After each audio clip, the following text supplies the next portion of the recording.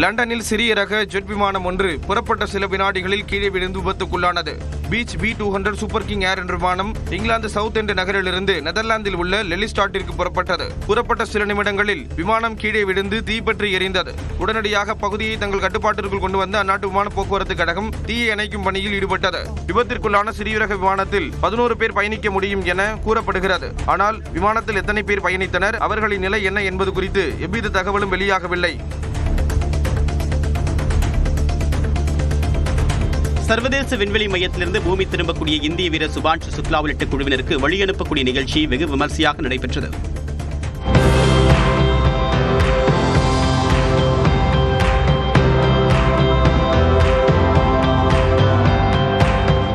கடந்த மாதம் 26ஆம் தேதி ஆக்சியம் ஸ்பேஸ் 4 திட்டத்தின் மூலமாக இந்திய வீரர் சுபான்ஷு சுக்லா உட்பட 4 வீரர்கள் சர்வதேச விண்வெளி நிலையம் சென்றனர்.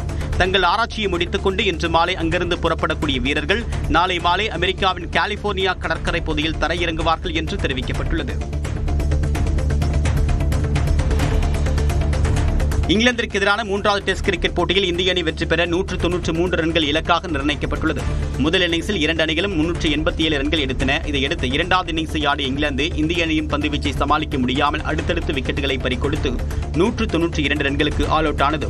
தமிழ்நாட்டை சேர்ந்த சுழற்பந்து வீச்சாளரான வாஷிங்டன் சுந்தர் 4 விக்கெட்டுகளை கைப்பற்றினார். இதையடுத்து 193 ரன்கள் எடுத்தால் வெற்றி என்ற இலக்குடன் களமிறங்கிய இந்திய அணி 4ஆம் நாள் ஆட்ட நேர முடிவில் 4 விக்கெட்டுகளை இழந்து 58 ரன்கள் சேர்த்துள்ளது.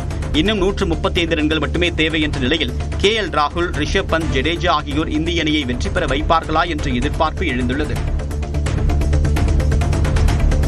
கூம்பு வடிவ குழாய் மீதான தடையை அரசு நீக்க வலியுறுத்தி தேனி மாவட்டம் கம்பத்தில் ஒலிபெருக்கி உரிமையாளர்களிடையே இசை போட்டி விமர்சையாக நடைபெற்றது.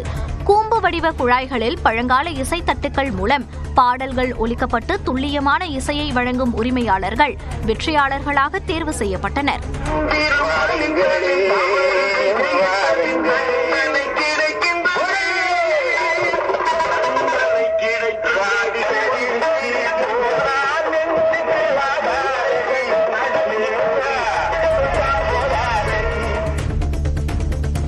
நீலகிரி மாவட்டம் உதகையில் உள்ள தனியார் விடுதிக்குள் கரடி சுற்றித் திரிந்ததால் பொதுமக்கள் அச்சமடைந்தனர். தனியார் விடுதிக்குள் சுற்றித் திரிந்த கரடியை பார்த்த தொழிலாளர்கள் அச்சத்துடன் அதனை வீடியோ எடுத்துள்ளனர். நீண்ட நேரமாக விடுதிக்குள்ளேயே உலா வந்த கரடி மெதுவாக சுவற்றில் ஏறி குதித்து படிக்கட்டுகளில் இறங்கி வேறு பகுதிக்கு சென்றது. இந்த கரடியை கூண்டு வைத்து பிடிக்க வனத்துறையினர் நடவடிக்கை எடுக்க வேண்டும் என பொதுமக்கள் கோரிக்கை விடுத்துள்ளனர். சென்னை கோயம்பேடு அருகே ஓட்டுநருக்கு திடீரென மாரடைப்பு ஏற்பட்டதால் கட்டுப்பாட்டை இழந்த மாநகர பேருந்து மோதி ஒருவர் பரிதாபமாக உயிரிழந்தார். கிளாம்பாக்கம் பேருந்து நிலையத்திலிருந்து கோயம்பேடு நோக்கி வந்த 70C பேருந்தை ஓட்டி வந்த இமானுவேலுக்கு கோயம்பேடு அருகே வந்தபோது திடீரென மாரடைப்பு ஏற்பட்டுள்ளது.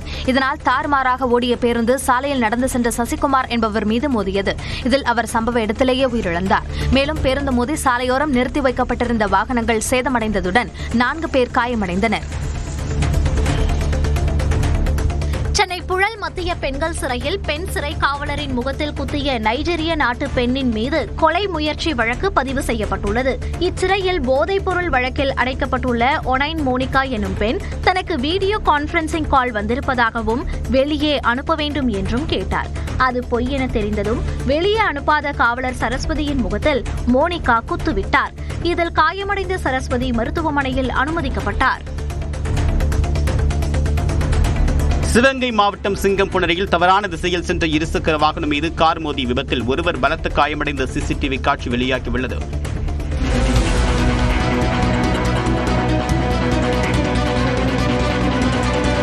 பழனியை சேர்ந்த சிவராஜ் உள்ளிட்டோர் பிள்ளையார்பட்டியில் சுவாமி தரிசனம் செய்துவிட்டு காரில் ஊர் திரும்பினர். சிங்கம்புணரி அருகே சென்றபோது தவறான திசையில் வந்த இருசக்கர வாகனத்தின் மீது இவர்களின் கார் மோதியது. இதில் இருசக்கர வாகனத்தை ஓட்டி வந்த கூட்டுறவு வங்கி பணியாளர் ராஜகோபால் தூக்கி வீசப்பட்டு பலத்த காயமடைந்தார்.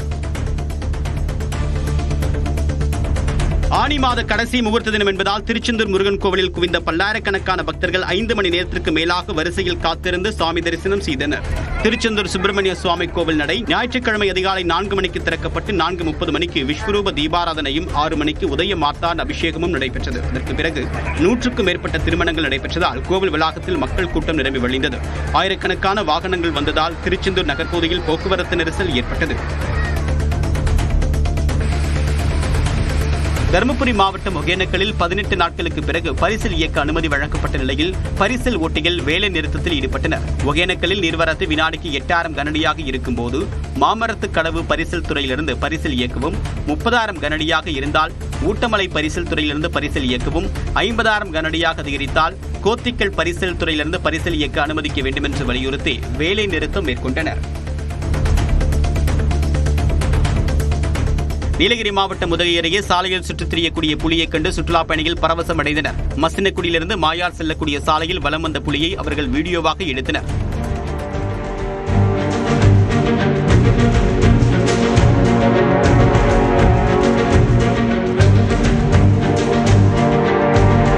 இதேபோல இரவு நேரத்திலும் வனப்பகுதியிலிருந்து வெளியேறிய புலி சாலையில் கம்பீரமாக நடந்து சென்ற காட்சிகள் வெளியாகியுள்ளன.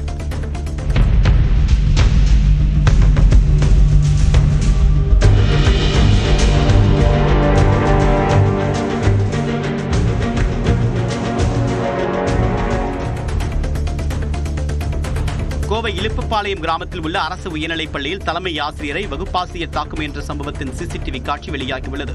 அநாகரிக செயல்பாடுகள் காரணமாக தலைமை ஆசிரியர் ராஜேந்திரன் முதன்மை கல்வி அலுவலரிடம் புகார் அளித்ததை அடுத்து ஆசிரியர் பெரியசாமி மேட்டுப்பாளையம் பள்ளிக்கு மாற்றப்பட்டார். இந்நிலையில் அவர் மன்னிப்பு கேட்டதை அடுத்து மீண்டும் இலுப்புப்பாளையம் பள்ளியில் பணியில் அமர்த்தப்பட்ட நிலையில் தலைமை ஆசிரியருடன் வாக்குவாதம் செய்து தாக்க முயன்றதாக கூறப்படுகிறது. ஆந்திரா, தெலுங்கானாவில் கனமழை எதிரொலியால் புதுச்சேரி ஏனாம் பிராந்தியத்தில் உள்ள தவளேஸ்வரம் தடுப்பணை நிரம்பியுள்ளது. தடுப்பணைக்கு நீர்வரத்து வினாடிக்கு 6,72,000 கன அடியை எட்டிய நிலையில் 6,70,000 கன அடி தண்ணீர் திறந்துவிடப்பட்டதால் கோதாவரி ஆற்றின் குறுக்கே உள்ள பாலயோகி பாலத்தின் கீழ் வெள்ளம் கரை புரண்டு ஓடுகிறது. ஞாயிற்றுக்கிழமை நண்பகலில் ஏனாம் பகுதி வெள்ளக்காடானது.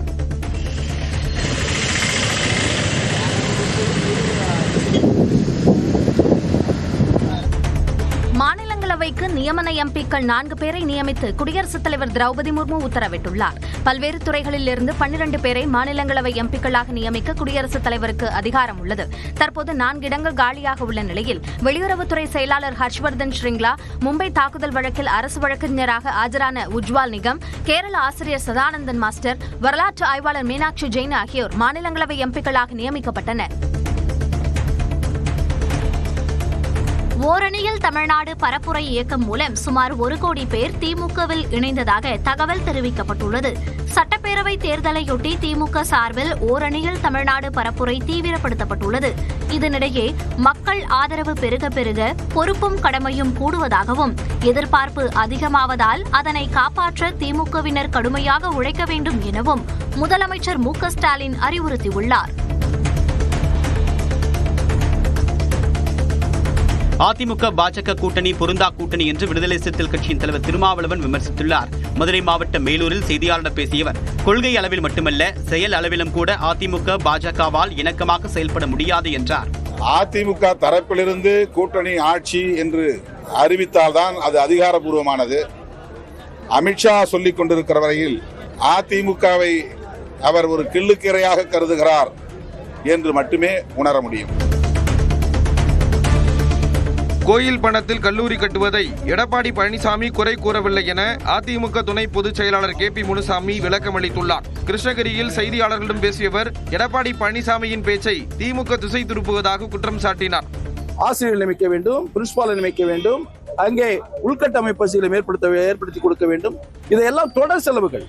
இந்த தொடர் செலவுகள் ஒரு அறநிலையத்துறையில் ஒரு கோயிலுடைய வருமானத்தை வைத்துக் கொண்டு நீங்கள் இது முடிவுக்கு கொண்டு வர முடியுமா என்பதுதான் அவருடைய கேள்வி.